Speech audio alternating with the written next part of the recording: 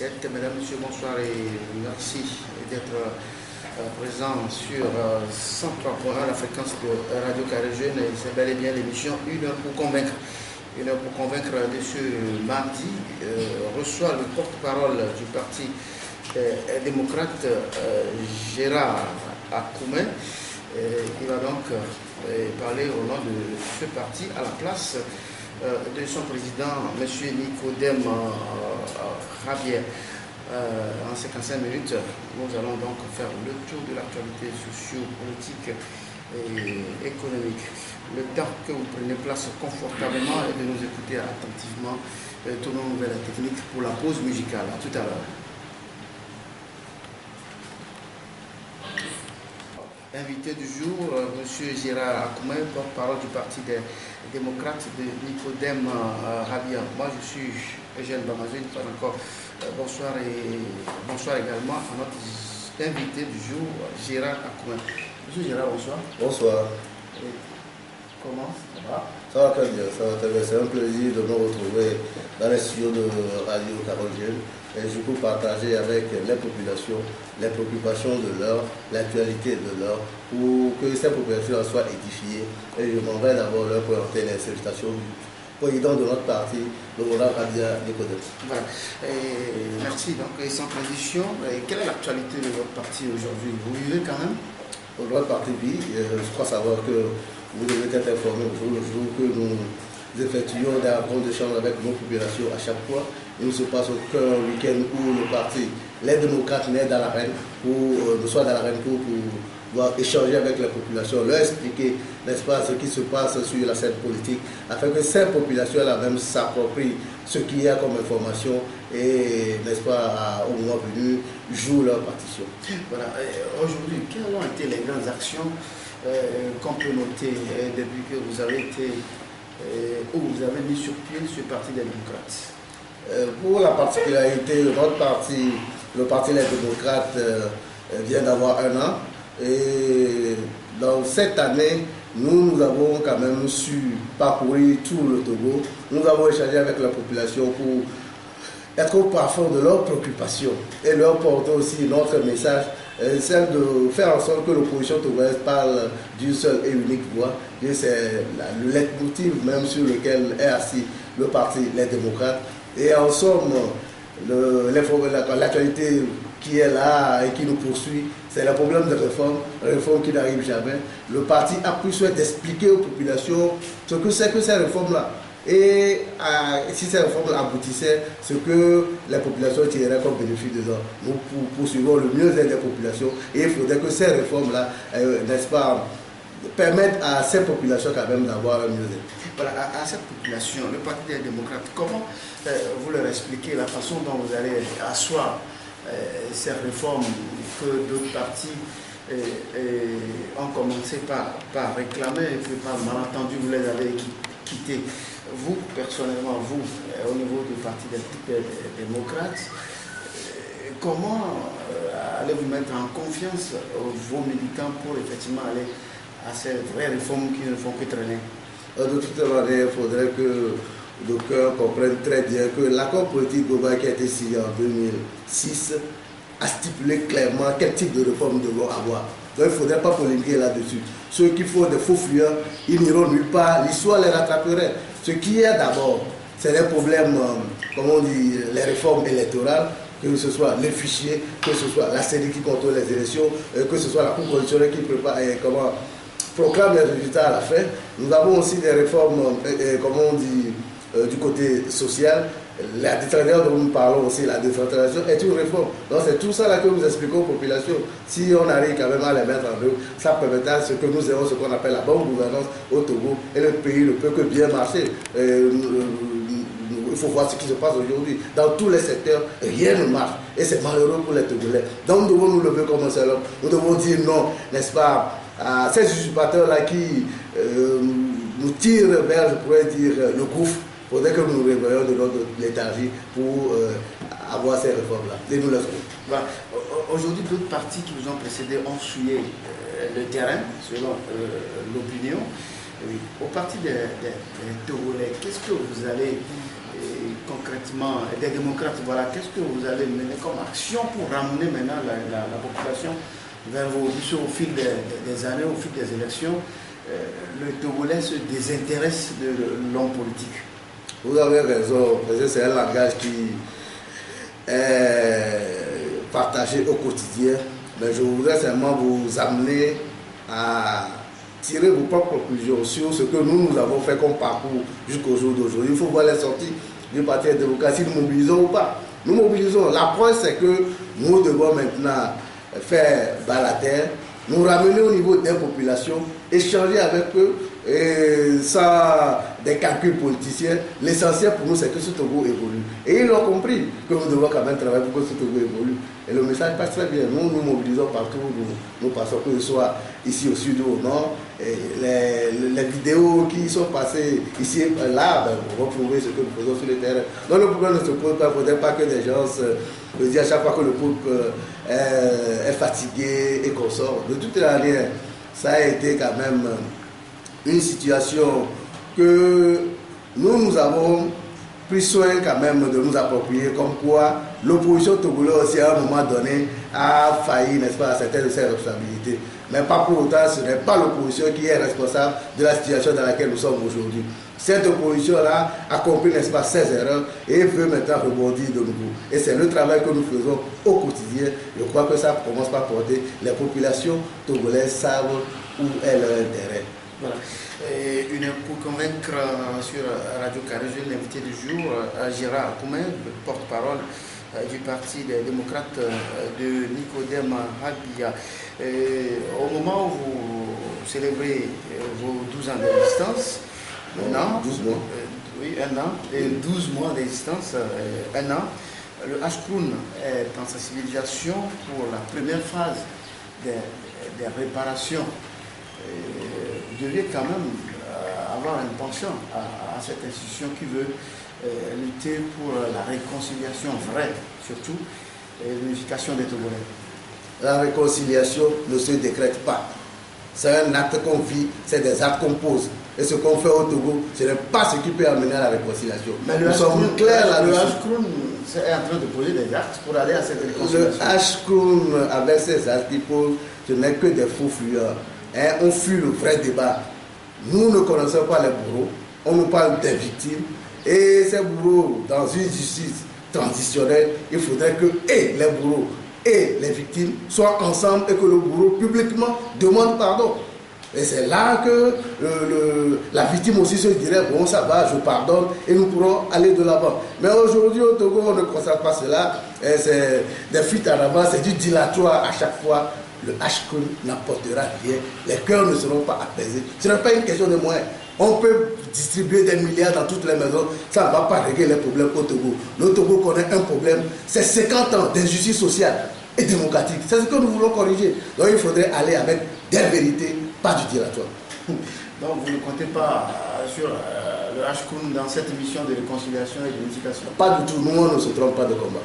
Pas du tout. Et si vous étiez à leur place concrètement, qu'est-ce que vous aurez posé comme axe pour aller à cette réconciliation? Bref, ils sont sur recommandation de la CVJR, on a vu cette CVJR en Afrique du Sud, tout ça, et aujourd'hui ça a porté ses fruits. Il faut comprendre d'abord que les armes de l'Afrique du Sud ne peuvent pas s'imposer au Togo pour la simple raison que au Togo, je peux dire que c'est toujours les bourreaux qui tiennent le pouvoir. Donc, en Afrique du Sud, c'est qu'il y avait eu passation de main. C'est d'autres qui ont pris le pouvoir et ont contribué à ce que, n'est-ce pas, cette justice traditionnelle s'instaure. Au Togo, ce que nous pouvons quand même faire, nous étions à la part du Ashkroun, c'est d'abord convaincre les bourreaux, parce qu'ils sont connus. Les rapports ont cité des noms. Et malheureusement, ces gens-là qui sont encore décorés aujourd'hui, vous voulez quoi? Non, il ne faudrait pas qu'on trompe la population. Qu'on aille dans la vérité. C'est seule la vérité qui peut sortir le Togo de ces problèmes-là. Donc que les bourreaux présentent publiquement, n'est-ce pas, des excuses et que nous soyons sûrs que ces actes-là ne vont pas se répéter. Mais malheureusement, ces actes-là se répètent déjà. Et comment voulez-vous que nous ayons une réconciliation? Il faut se dire la vérité, les yeux dans les yeux. Nous pensons que ce problème-là, c'est un faux problème. Il faut mettre bas la terre, revenir en arrière, prendre les choses une à une, régler leurs problèmes un à un pour pouvoir aller à cette réconciliation. La réconciliation, je le dis et je le répète, ça ne se décrète pas. Monsieur Gérard, Akoumé, vous voulez l'a dit que il ne faut pas voiler la face. La décoration donc du major Kouloum, qu'on a tant cité dans des rapports par rapport aux atrocités dans les plateaux, va causer des difficultés à la mission au HCOUM. De toute manière, c'est les membres du HCOUM qui vous le diront. C'est eux qui doivent savoir s'ils sont en difficulté avec cette décoration de Major Kouloum ou pas. Mais je crois savoir que c'est un acte de trop.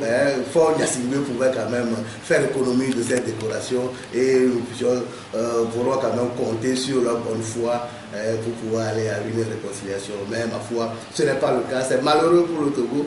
Mais on peut toujours rectifier le tir comme on le dit. On ne peut plus l'arracher, la décoration. Une décoration, de toute manière, c'est qu'on cherche à galvauder tout au Togo. On ne donne pas des distinctions comme ça aux gens. Il faudrait étudier la personne et savoir si ça sied au moment quand même pour pouvoir avoir des distinctions. Moi, au Togo, on distribue l'ordre du mono comme de petits pains. C'est dommage, c'est dommage. Ça fait que nous ne sentons plus dans une république comme cela se doit. C'est malheureux. Mais est-il que le HCOUM, pour ce qui le concerne, on peut faire mettre bas la terre, on peut revenir en arrière. Si Awa Nana est consciente quand même des enjeux qu'il y a, si réellement on veut que plus jamais ça au Togo, il faut mettre bas la terre, reprendre les choses dans les normes. Et je crois savoir que le Togolais, comme il est déjà prêt à pardonner. Mais il faudrait qu'on pose les vrais problèmes pour que nous apportions des vraies solutions. Il faudrait qu'on pose les bons pas pour que nous puissions accompagner. Vous, au niveau du Parti des démocrates, qu'est-ce que vous faites pour essayer de ne pas tellement tirer sur la fibre ethnique, puisque aujourd'hui, partout, c'est clair, c'est l'une des raisons qui pose des problèmes à l'alternance, parce que celui-là passe, il dit, voilà, si vous votez pour lui, on va vous chasser. Lui, là, il vient, il dit, voilà, donc ça devient... disons, une arme de vengeance. À votre niveau, est-ce que vous pouvez taire ce problème d'ethnicité afin que le Togo avance? De toutes les manières, au Parti des démocrates, nous n'avons jamais posé de problème ethnique. Vous nous avez vu à Kara? Il n'y a pas eu cette histoire d'ethnie chez nous, c'est de l'instrumentalisation pure et dure. Les Togolais même n'ont pas de problème d'ethnie. C'est des gens qui veulent s'éterniser au pouvoir, qui créent ces problèmes-là, ces histoires d'ethnie pour détourner les regards et faire aujourd'hui durer et perdurer au pouvoir. Ça ne va plus pas. L'opposition n'a jamais, je vous dis bien, je le répète, je n'ai jamais vu un opposant tirer sur la fibre, n'est-ce pas, ethnique. Ce que nous disons tantôt, c'est que il y a des gens qui gouvernent mal ce pays. Nous sommes dans une république, les gens, n'est-ce pas, la prennent comme une monarchie. C'est ce que nous refusons. Mais qu'on ne dise pas qu'il y a la fibre ethnique et tout ça. Et pourquoi, d'ailleurs, à un moment donné, un certain Bodona a eu des problèmes et il a eu quand même le soutien de l'opposition. Si nous tirions quand même sur la fibre ethnique, est-ce qu'on irait soutenir Bodona? Non. Donc c'est un faux problème. C'est un débat créé de toutes pièces par le RPT uni et ça doit s'arrêter. Il ne faudrait même plus que les journalistes en parlent. Il n'y a pas de problème d'ethnie au Togo. Les preuves sont là, puisque les élections précédentes, à quelques jours de ces élections, il s'est posé un problème de singes, gorilles, chimpanzés, tout ça. Ce qui fait que ça amène le Togolais à beaucoup réfléchir quand il veut donner sa voix électorale. De toutes les manières, au Parti les démocrates, nous savons que de Saint-Cassé à Lomé, c'est des Togolais. Nous travaillons pour que le Togo évolue. Nous travaillons pour les Togolais. On n'a pas à tirer sur ces fibres ethniques. Et je crois savoir que les gens l'ont compris. Si on me parle d'ethnie au Togo, souvent moi ça me fait sourire, hein, parce que je connais de ces gens-là du Nord qui se sont mariés à leurs frères du Sud. Est-ce que ça a posé un problème? Est-ce qu'on va chasser ces gens, ces enfants qui sont nés de cette union? Et moi-même qui vous parle ici, mon grand frère direct s'est marié à une Cabière et ça ne me pose pas de problème. Donc il faudrait qu'on taise à jamais cette histoire d'ethnie. Il n'y en a pas au Togo. C'est le MPT qui crée ça sciemment pour pouvoir diviser les Togolais. Nous étions allés à Kara. Qu'est-ce qu'il y a à Kara? Le président Rabia l'a dit sur une chaîne que même les rues de Koyba là étaient jolies que les rues de Kara. Donc il faut comprendre que nous n'avons rien contre les gens du Nord. Nous voulons travailler pour que le Togo, n'est-ce pas, évolue. Les Togolais, quelle que soit l'ethnie, d'où ils viennent, ils sont Togolais avant tout, notamment pour les Togolais. Une question à Kara, nous nous sommes permis même de circuler dans les rues. Donc s'il y avait cette histoire d'ethnie, est-ce que nous serions à l'aise à Kara et circuler? C'est un faux problème. C'est un faux problème aussi les histoires d'armée et autres. Nous sommes conscients que même nos frères d'armes, ils ont compris, n'est-ce pas, la situation qui prévaut au Togo. Et pourquoi pas les Togolais qui sont, ils joueront aussi leur partition pour que nous puissions quand même avoir ce que nous voulons, ancrer au Togo, la démocratie. Par le passé, nous avons vu, n'est-ce pas, des éléments des forces armées qui sont sortis pour mettre, n'est-ce pas, faire à une certaine, comment on dit, on l'appelait du désordre dans le temps. Aux travaux de la conférence nationale souveraine? Non. Les militaires sont sortis pour dire que le pays était mal gouverné et qu'on devait faire ci et ça. Et que ceux-là qui tiraient sur les fibres ethniques, tout ça là, on doit mettre fin à leur règne. Et ça a permis à ce que nous créions une cohésion à un moment donné de l'histoire du Togo. On ne va pas, n'est-ce pas, vendager l'histoire du Togo. Elle est là, elle revient toujours, elle va nous rattraper. Et il faudrait que maintenant aussi, eux aussi ils prennent leur responsabilité. Parce qu'ils sont des Togolais, ils doivent pouvoir aider à ce que le Togo aille mieux. Voilà. Très bien. Aujourd'hui, le foncier aussi est une bombe à retardement sur laquelle nous sommes assis. La dernière fois, il y a eu un forum par rapport au foncier. À votre parti des démocrates, vous croyez que ce forum aujourd'hui peut nous garantir par rapport à cette explosion? De toutes les manières, le problème foncier, comme tu l'as dit tantôt, est une bombe à retardement. Tout le monde le sait, nous en sommes conscients. Il n'y a pas une semaine qui passe où le président Rabia Nicodème ne soit appelé à venir intervenir dans un litige foncier pour pouvoir mettre les gens à se comprendre. Et nous ne pouvons que saluer, n'est-ce pas, ce forum qui s'est tenu la fois dernière. Mais pour être honnête avec vous, je ne suis pas sûr que c'est ce forum qui règle le problème. Le problème est ailleurs. Nous le disons haut et fort. Le Togolais, aujourd'hui, avant qu'il ne pose le vrai acte pour aller de là-bas, nous en appelons à lui l'alternance. L'alternance dont nous parlons, ce n'est pas chasser des gens du pouvoir. Mais quand on organise des élections transparentes, celui qui gagne, il prend les rênes du pouvoir, il sait que c'est le peuple qui l'a investi, il sera le coup de ce peuple-là, il va travailler pour ce peuple, et vous verrez que ces problèmes-là trouveront des solutions. C'est tout ce que nous nous disons. Voilà. Si aujourd'hui vous prenez le pouvoir, allez-vous diriger seul ou vous allez tendre la main à d'autres partis politiques? Ça dépend de comment est-ce que nous arriverons au pouvoir. Tout parti politique a, n'est-ce pas, dans sa lignée d'aller au pouvoir. Mais au parti des démocrates, nous n'avons pas encore de visée électoraliste. Notre souci, d'abord, c'est de faire en sorte que l'opposition ne devrait pas nous saler une fois. Et je crois savoir que ça a fait son temps. Et nous avons aujourd'hui, n'est-ce pas, des lueurs d'espoir qui nous montrent que l'opposition togolaise peut être ensemble. L'opposition togolaise peut parler d'une seule et unique voix. Si les conditions sont acceptables, nous serons quand même aux élections. Et demain, si on prend le pouvoir, si on se sent capable de gouverner, ça on le fera. Mais aujourd'hui, nous sommes dans une dynamique de groupe. Et nous pensons que cette dynamique-là fait encore son chemin. Et le moment viendra, on avisera. Voilà. Pour convaincre l'invité du jour, Gérard Akoumé, porte-parole du parti des démocrates de la Loire sur les réformes introduites par l'ANC, a été encore rejeté par les députés unis. Ça n'a pas été rejeté, c'est une question de mauvaise foi. Vous rappelez qu'il y a 24 heures à l'avance, le parti togolais fait partie quand même de 11 partis qui ont interpellé la conscience de ces députés pour pouvoir aujourd'hui faire quelque chose afin que le Togo puisse aller de l'avant. C'est un faux fuyant.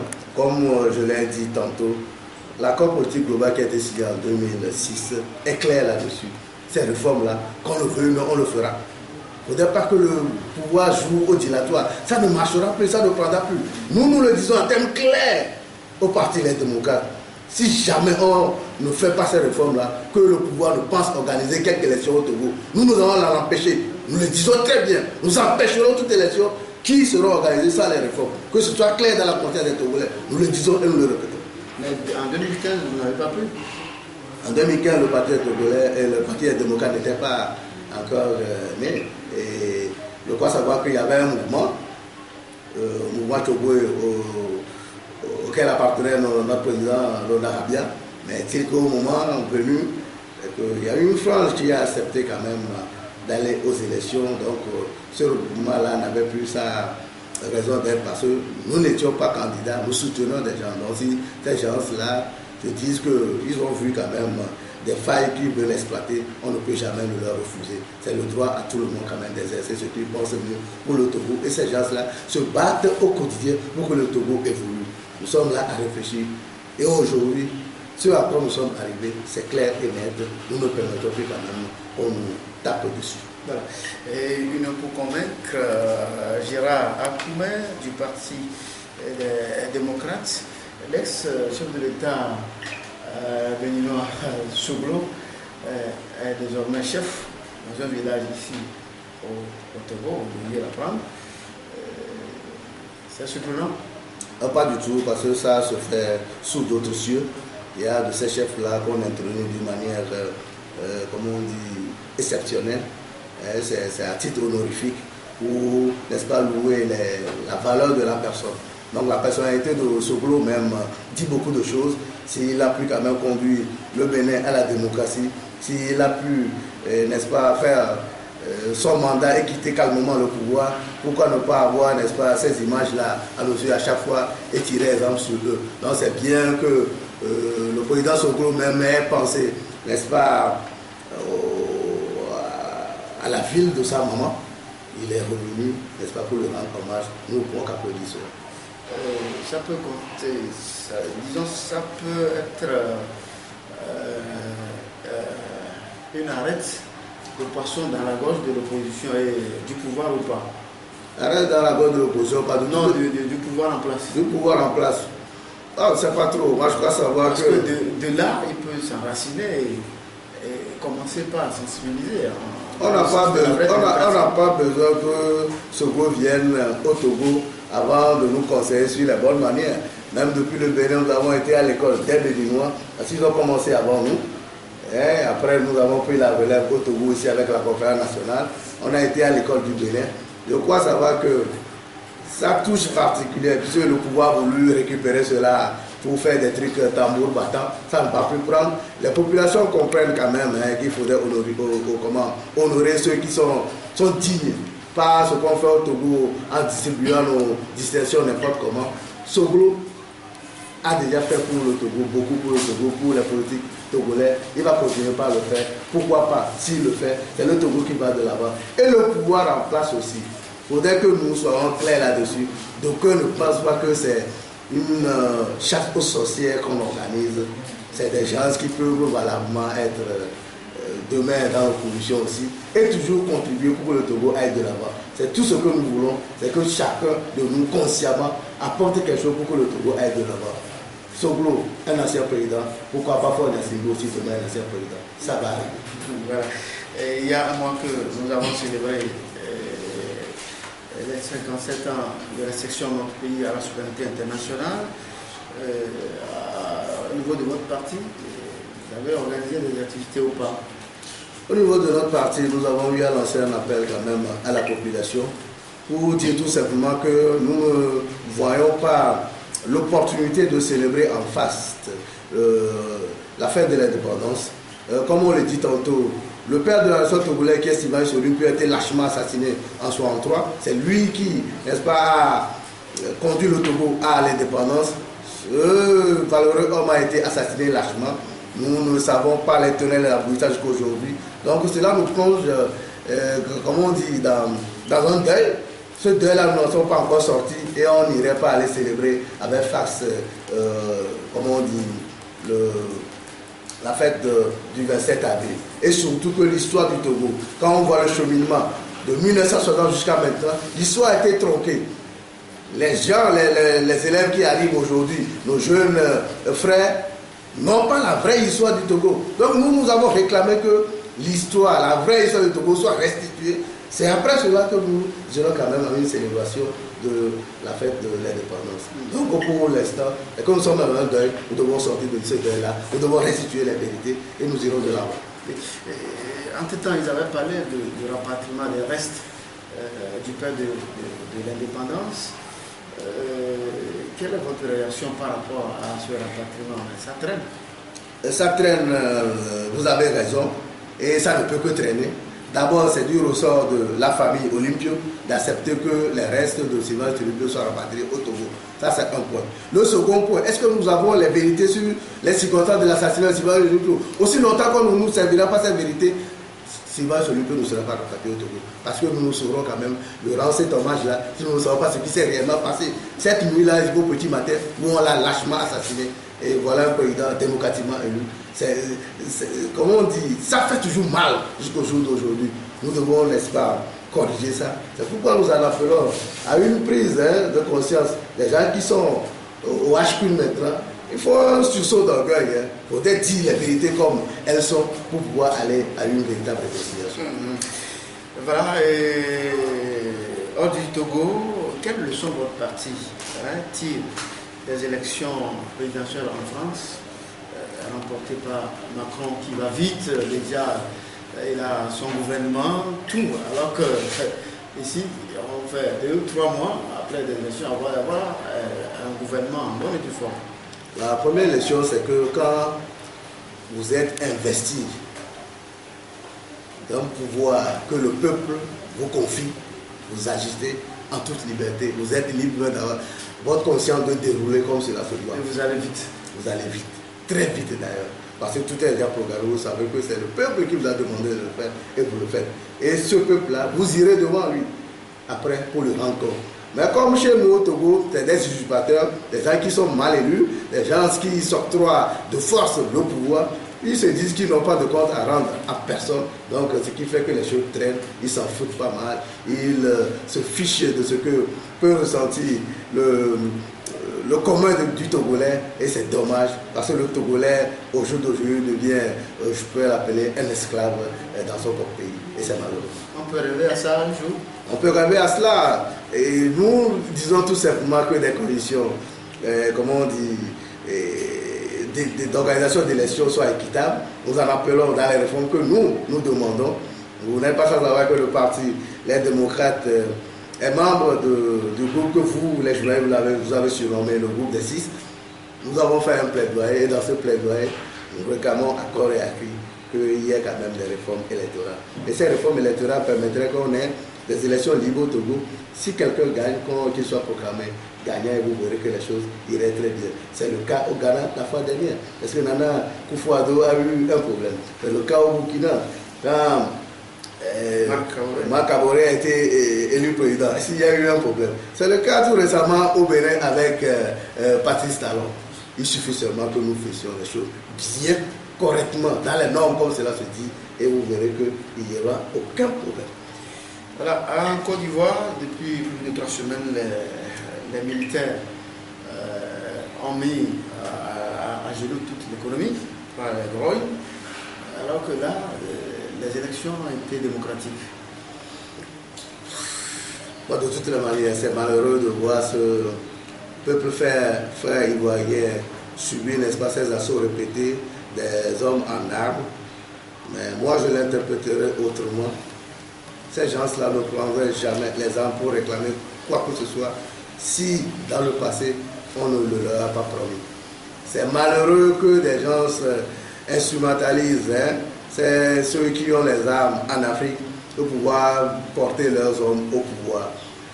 C'est peut-être une prise de conscience aussi pour permettre aux gens de se dire que plus jamais ça en Afrique. Il faudrait qu'on laisse l'Africain choisir lui-même celui qui doit prendre à ses destinées. Je crois savoir que c'est à ce prix-là que nous pouvons éviter ce genre de trucs. Et voilà, et je crois que nous allons un peu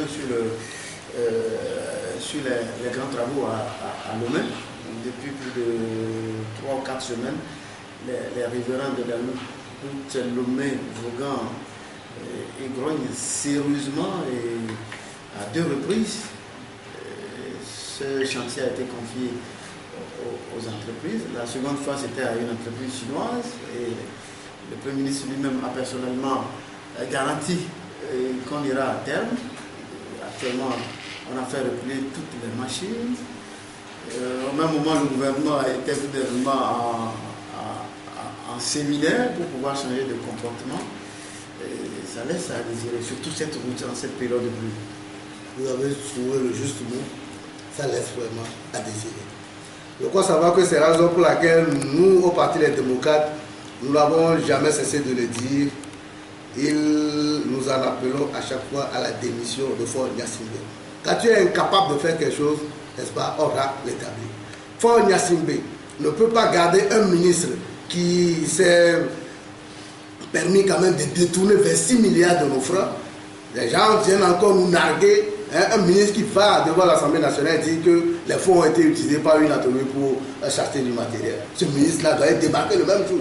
Mais si on le laisse là-bas, c'est que Faure Gnassingbé est compris de ces minorités voraces qui pillent les ressources du pays. C'est malheureux.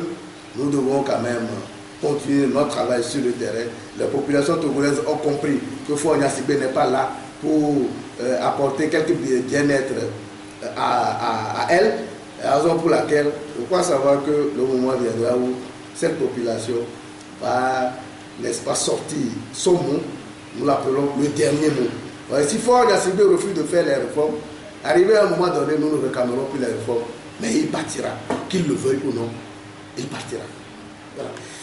Je crois que le temps nous fait déjà défaut. Avant de nous quitter, vous devez avoir certainement un message aux Togolais et particulièrement aux militants du Parti des démocrates. Aux militants du Parti des démocrates, je leur dis toujours ça met toujours de courage de continuer le travail qui s'appelle déjà sur le terrain. Ce que nous faisons, c'est la conscientisation, c'est de faire en sorte que tout Togolais, partout où il se retrouve, puisse être à même d'expliquer les enjeux dans lesquels nous sommes aujourd'hui. Et par-delà les militants, nous en appelons à tout le peuple togolais de s'apprêter à se lever comme un seul homme et d'y faire aux injustices sociales et démocratiques qui durent au Togo depuis 50 ans. Les législatives profilent à l'horizon. Avez-vous des intentions? Je l'ai dit tantôt, nous voulons d'abord les conditions. Si les conditions sont bonnes, le Parti des démocrates est prêt à aller à quelque élection que ce soit. Même les législatives? Même les législatives, si les conditions sont acceptables, si les réformes sont opérées, nous y allons. Mais aussi longtemps qu'il n'y a pas de réforme et qu'il n'y aura plus d'élection au Togo. Et si les autres insistent à y aller? Donc ils n'ont qu'à y aller, on verra bien qui le rapporterait. Nous les mettons au défi, nous sommes clairs là-dessus.